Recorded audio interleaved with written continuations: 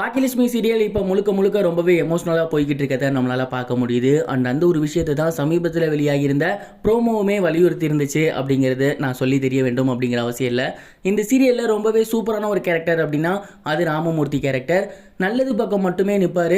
குறிப்பாக தான் பையன் பண்ணுற தப்பு தான் மருமக கரெக்டாக இருக்கா அப்படின்னு வீட்டில் யார் என்ன பண்ணாலுமே அவங்களுக்கு சப்போர்ட்டாக இருந்த ஒரே பர்சன் இவங்க தான். எல்லாமே நல்லபடியாக போய்கிட்டு இருக்கப்ப அந்த ஒரு கேரக்டருக்கு எண்டு கார்டு போட்டுட்டாங்க.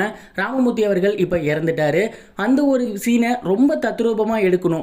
ஒரு ஃபியூனரல் ஃபங்க்ஷனில் என்னென்ன ஃபங்க்ஷன் நடக்குமோ, என்னென்ன சம்பிரதாயங்கள் இருக்குமோ, அது எல்லாத்தையுமே ஒன்று விடாமல் அருமையாக பண்ணி வந்துட்டு இருக்காங்க.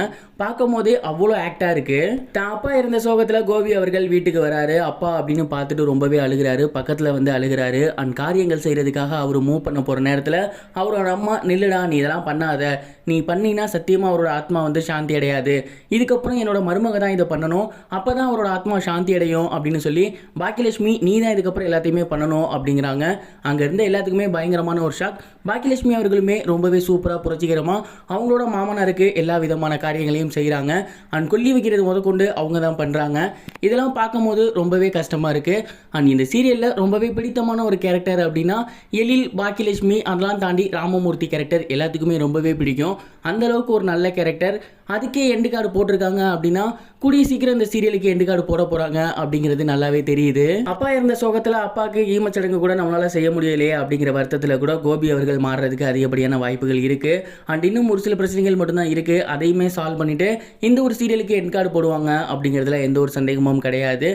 ரொம்பவே நல்லபடியாக போய்கிட்டு இருந்த சீரியல் லாஸ்ட் மினிட்ல தான் அப்படி இப்படின்னு ஒரு சில கதையில் மாற்றம் ஏற்பட்டு தொய்வு ஏற்பட்டு இருந்துச்சு. அதற்கு முன்னாடிலாம் இந்த சீரியல் நிறைய பேர்த்தோட ஃபேவரட்டாக இருந்துச்சு. நீங்கள் இந்த ஒரு சீரியல் முடிய போகிறத பற்றி என்ன நினைக்கிறீங்க? உங்களோட தாட் என்ன? எப்படி முடிச்சா நல்லா இருக்கும்னு நினைக்கிறீங்க? கமெண்ட் பாக்ஸில் ஷேர் பண்ணுங்க. இது ஒரு புறம் இருக்க புஷ்பா 2 படத்தோட OTT பிளாட்ஃபார்மை மிகப்பெரிய ஒரு நிறுவனம் மிகப்பெரிய ஒரு பங்கு கொடுத்து வாங்கியிருக்காங்க அப்படிங்கிற விஷயம் சமீபத்தில் வெளிவந்து எல்லோருக்குமே மிகப்பெரிய ஒரு ஷாக்கிங் ஏற்படுத்தியிருக்கு அப்படின்னு தான் சொல்லணும்.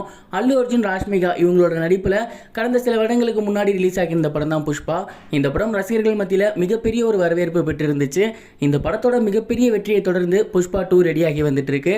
இந்த ஒரு படம் ரொம்பவே விறுவிறுப்பாக படமாக்கப்பட்டு வந்துட்டு இருக்க நிலையில் இந்த படத்தோட OTT பிளாட்ஃபார்மை பிரபல தளமான நெட்ஃப்ளிக்ஸ் வாங்கியிருக்காங்க. அதுவும் 270 கோடி கொடுத்து வாங்கியிருக்காங்க. சவுத் இந்தியன் ஃபிலிம் இல்லை இந்தியன் ஃபிலிமையே OTT பிளாட்ஃபார்முக்கு இவ்வளோ பெரிய அமௌண்ட் கொடுத்து வாங்கியிருக்க முதல் படம் புஷ்பா 2 தான். இதனாலேயே எல்லோருமே வியந்து பார்த்துருக்காங்க. அந்த அளவுக்கு இந்த ஒரு படம் வந்து மிகப்பெரிய ஒரு தாக்கத்தை ஏற்படுத்தியிருக்கு அப்படின்னு தான் சொல்லணும். வர அக்டோபர் மாதம் இந்த படம் ரிலீஸ்னு சொல்லியிருந்தாங்க. ஆனால் இப்போ கொஞ்சம் தள்ளி போகிற மாதிரி இருக்குது.